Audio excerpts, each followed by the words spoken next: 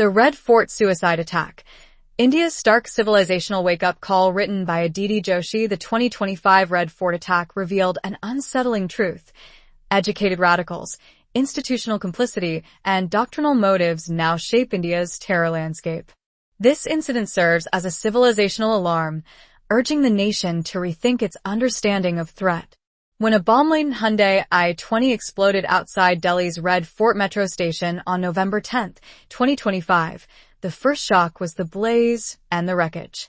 The deeper shock came later when forensic teams identified the driver as Dr. Umar Nabi, a Faridabad-based physician who had embraced violent extremism and carried out a suicide mission. His final act was not an impulsive breakdown but the endpoint of a quiet, sustained ideological descent. A man trained to heal had been reshaped into an agent of mass violence. The Red Fort blast stands as more than a terror incident. It shows how contemporary jihadist networks seep into India's urban, educated environments by exploiting civilizational vulnerabilities we still hesitate to acknowledge.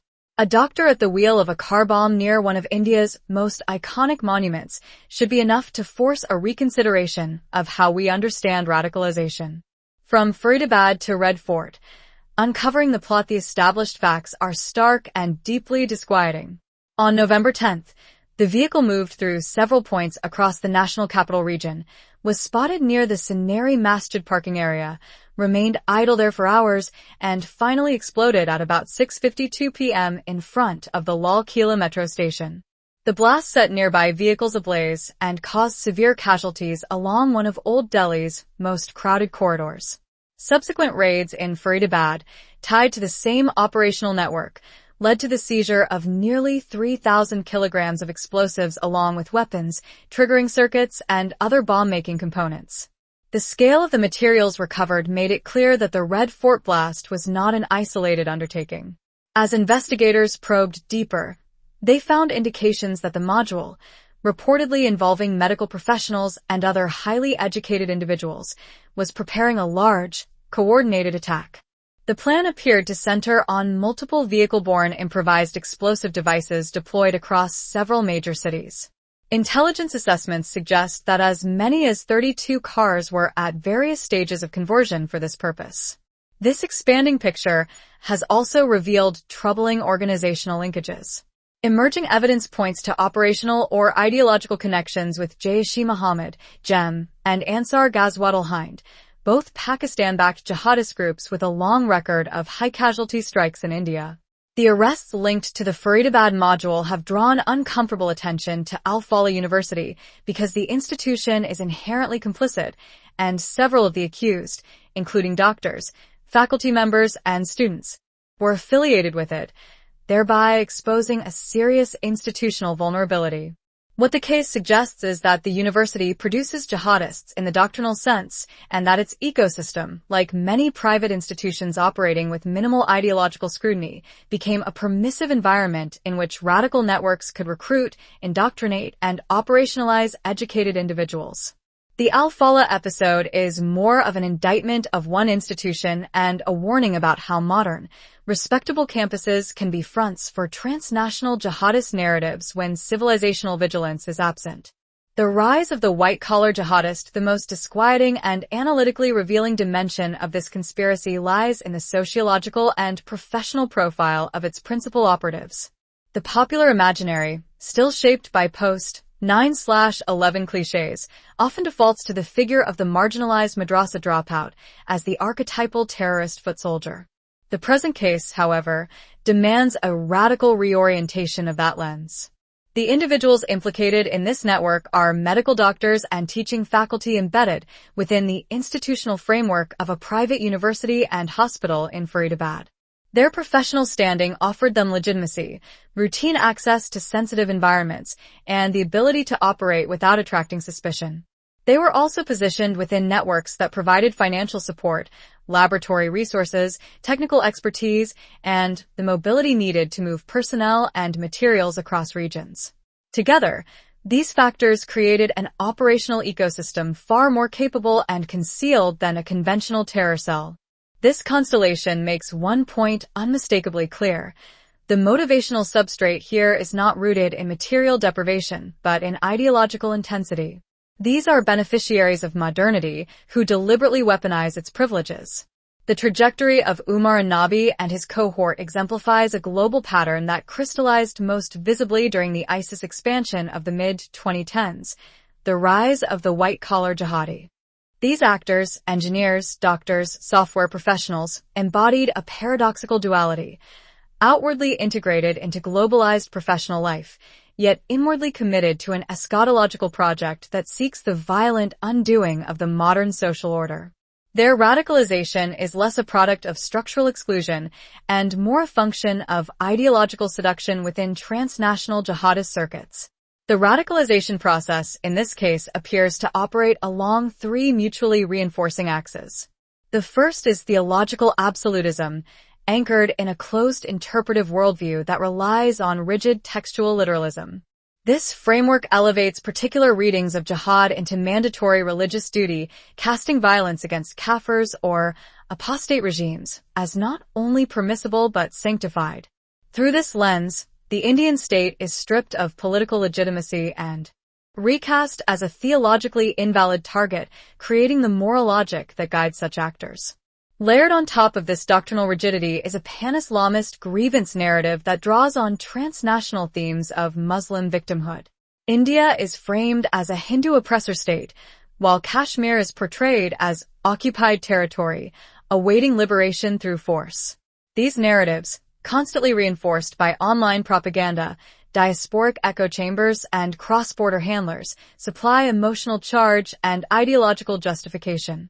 The individual's discontent is absorbed into a global struggle, transforming private frustration into a civilizational mission. The final axis is operational modernity, marked by a seamless adoption of the tools and techniques of contemporary insurgency. Encrypted platforms allow covert communication, professional identities provide legitimacy and access, financial pathways are engineered to avoid detection. Reports of a Turkey-based handler known as Akasa point to a multi-node transnational command structure.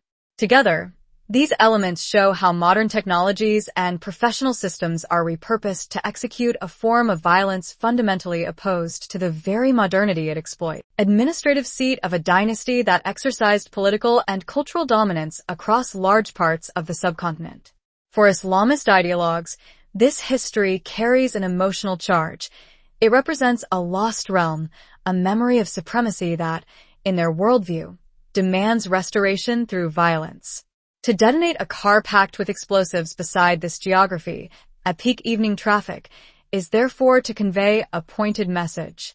It is an assertion of capability and intent, a declaration that the heart of India's sovereignty, the emblem of its civilizational self-confidence, can be targeted.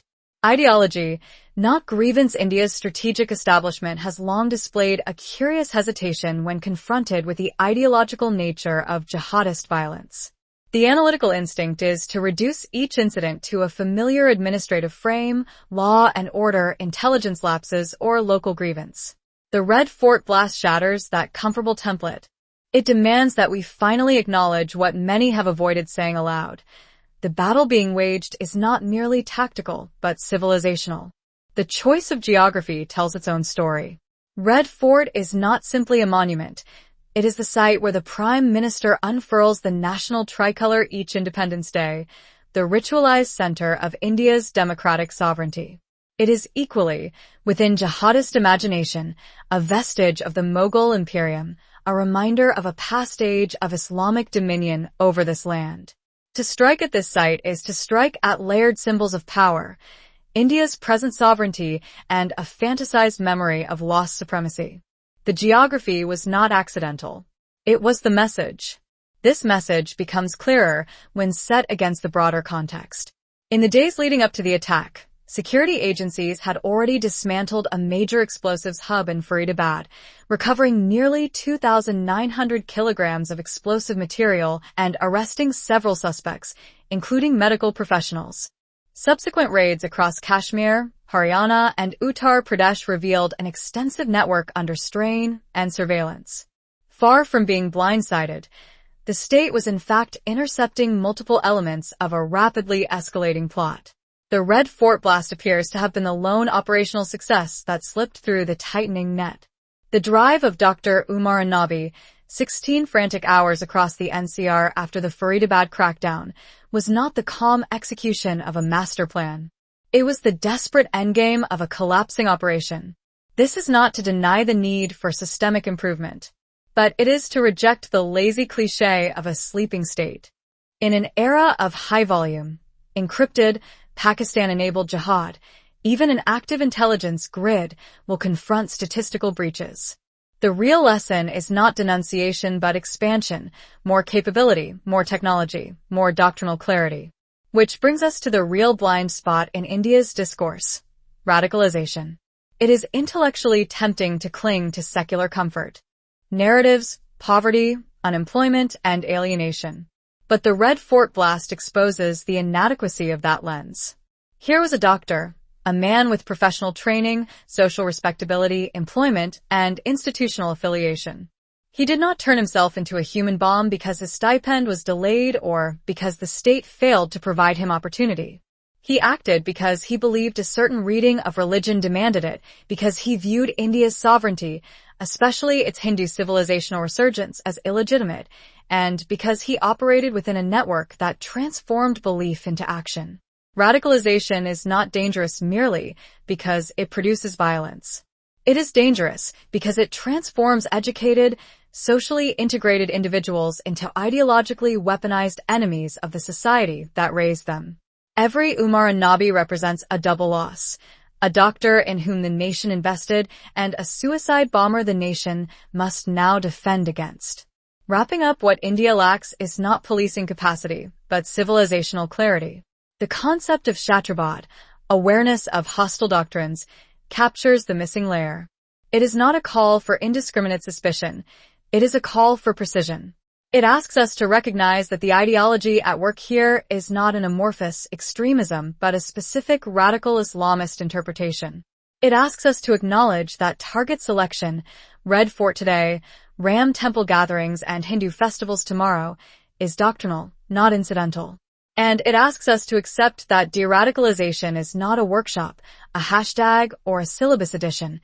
It is a long, serious, intellectually grounded effort involving theology, community leadership, and state policy. Radicalization is bad in the most literal, concrete sense. It turns healers into killers, classrooms into covert cells, and symbols of national pride into potential blast sites. If that does not jolt us into Shatrabad, into a calm, clear-eyed understanding of the ideology that seeks to break India from within, we will have learned nothing from the mangled bodies on that November evening in Old Delhi. The Red Fort blast stands as more than a security incident. It is a moral and civilizational alarm bell. Radicalization, in its most literal sense, turns healers into killers, classrooms into covert cells, and national symbols into blast sites. If this does not jolt India into a clearer understanding of the ideological project seeking to fracture it from within, then we will have learned nothing from the mutilated bodies on that November evening in Old Delhi. In the end, the choice before India is stark. Either we continue treating these episodes as episodic aberrations, or we learn, calmly, unsentimentally, and with civilizational confidence, that this is a contest over the meaning of India itself.